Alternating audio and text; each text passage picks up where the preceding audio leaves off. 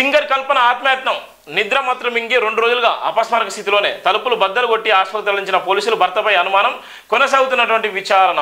ఒకానొక సందర్భంలో డైనమిక్గా ఉన్నటువంటి సింగర్ ఏమైపోతుంది, అసలు ఏం విలువలు అయిపోతున్నాయో, ఇలా ఎందుకు ఆ విధంగా అయిపోతున్నారు, ఎందుకు ఇలా మనస్వార్థాలు వస్తున్నాయి, చాలా వరకు చూస్తున్నాం మనం. చాలా వరకు ఇలా కుటుంబంలో అంతంత మాత్రమే ఉన్న నేపథ్యం, కుటుంబాల్లో కూడా ప్రేమను రాగాలు తగ్గిపోతున్నాయి. ఇలా ఉన్నటువంటి సోషల్ మీడియా, ఇప్పుడు వచ్చేటువంటి అనేకమైనటువంటి భయంకరమైనటువంటి సోషల్ మీడియాలో అనేకమైనటువంటి వీడియోలు, దాంతోపాటు గూగుల్లో అనేకమైనటువంటి విశేషాలు, ఇవాళ ఈ సమాజం ఎంత గొప్పగా చెప్పుకునేటువంటి సందర్భంలో ఈ సమాజాన్ని అంత దౌర్భాగ్యంగా చూసేటువంటి సందర్భం కూడా వస్తుంది.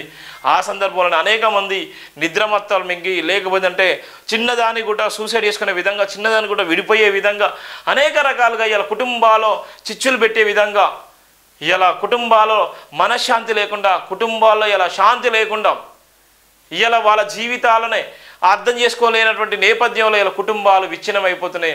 అందులో భాగంగానే ఇలా సీనియర్ సింగర్ కల్పన కూడా ఆత్మహత్యానికి పాల్పడ్డది. దాని విషయంలో 2 రోజులుగా అదే ఒక బెడ్ మీద నిద్రమత్తలు మింగి సుమారుగా 48 గంటలు కూడా అలానే గడిచినటువంటి నేపథ్యంలో చుట్టుపక్కల వాళ్ళు, ఇరుగు పొరుగు వాళ్ళు చూసి ఇంకా బయటికి రావట్లే అని వాళ్ళ తలుపులు బద్దలు కొట్టి, పోలీసు శాఖను తలుపులు బద్దలు కొట్టి ఆమెను హాస్పిటల్ తరలించిన నేపథ్యం ఉంది.